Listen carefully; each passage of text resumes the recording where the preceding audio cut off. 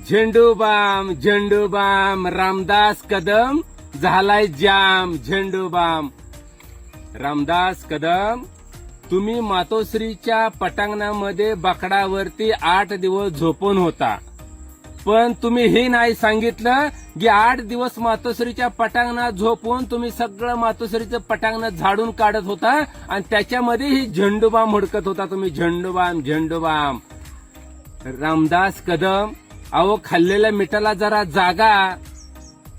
अहो तुम्ही त्या भाजपाचे सालगडी आहात, पगारीवरचा गडी म्हणून तुमचा वापर होतोय. तुम्ही ज्या उद्धव साहेबांनी, बाळासाहेबांनी, तुमच्याच बायकोनी सांगितलंय की आम्ही स्टू वरती स्वयंपाक करत होते, एवढी आमची गरीब परिस्थिती होती. मग रामदास कदम तुम्ही काय घाम गाळा नाही पाठी खोऱ्या घेऊन हो. तुम्ही एवढी 1000 करोडची प्रॉपर्टी कुठून कमावली? तुम्ही उद्धव साहेबांच्या, बाळासाहेबांच्या जीवावरती आज 1000 करोड रुपये कमवले आणि त्या बाळासाहेबावर, त्या उद्धव साहेबावर अपशब्द बोलताय. काय लाज लज्जा तुम्हाला शिल्लक नाही का राहिली?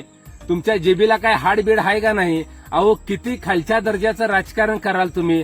अहो रामदास कदम, तिकडे त्या शहाजहानी पत्नीसाठी चक्क ताजमहल उभा केला आणि तुम्ही काय केलं हो? अहो तुमच्या पत्नीसाठी चक्क बाया नाचवण्यासाठी डान्स बार काढले.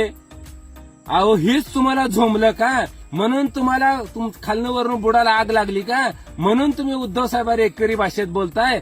अहो पण ज्या उद्धव साहेबांनी, तुम्ही त्या उद्धव साहेबांच्या नावावरती एवढे मोठे झालात, अहो त्यांचे तुकडे खाऊन तर एवढे मोठे झालात, त्यांचे पाय धरून, पाय चाटून तुम्ही एवढे मोठे झालात.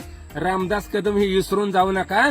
तुम्ही जर नीतिमत्तेशी गद्दारी करत असाल, तुम्ही जर खालच्या पातळीचं राजकारण करत असाल, तुम्ही 50 खोक्यावर विकून तुम्ही जर या राज्याशी, या राज्यातल्या जनतेची जर गद्दार वागत असाल, तर तुम्हाला महाराष्ट्रातली जनताच काय सोडा, पण तुमचे नातू देखील, तुमच्या पोराची पोरं देखील तुम्हाला माफ करणार नाही. ती एक वेळ आल्यानंतर हेच तुमच्या पोराची पोरं तुम्हाला धक्के मारून घरातून बाहेर काढल्याशिवाय राहणार नाहीत, कारण तुमचा पापाचा घडा आता भरलेला आहे.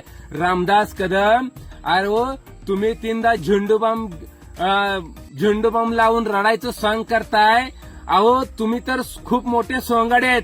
खरं तर तुम्ही आता तमाशातल्या नाचाचं काम केलं पाहिजे. तमाशातला नाचा कसा असतोय ती भूमिका तुम्ही चांगली बजावताय आणि म्हणून तुम्ही डान्स बार खोलण्याऐवजी तमाशाचा फड खोला आणि त्यात नाचाची भूमिका तुम्ही बजावा, कारण तुम्ही राजकारणाला कलंक आहात.